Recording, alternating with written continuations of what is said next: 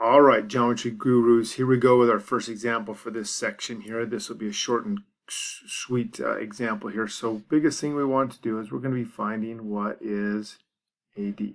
So AD is sitting right here. I'm not drawing a very straight line, but I'm going to put a question mark right by here.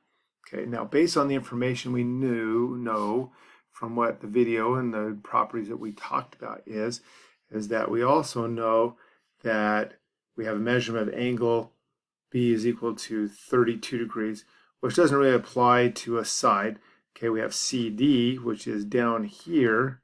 Okay, draw a line on this one. And this is 80, a length of 80. Okay, but the thing is that we have here now is that BC is equal to 15, so BC is over here. And BC is equal to 15.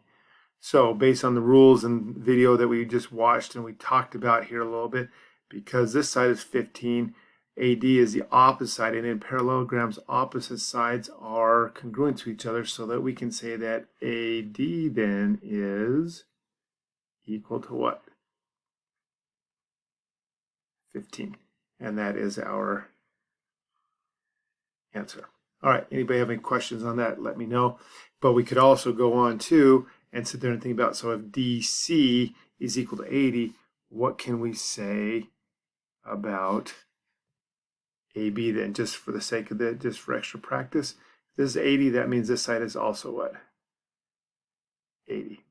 All right, next example is going to talk more about angles in this, and then we're going to probably deal a little bit more about what angle B is and in relationship to what we got to look for in that.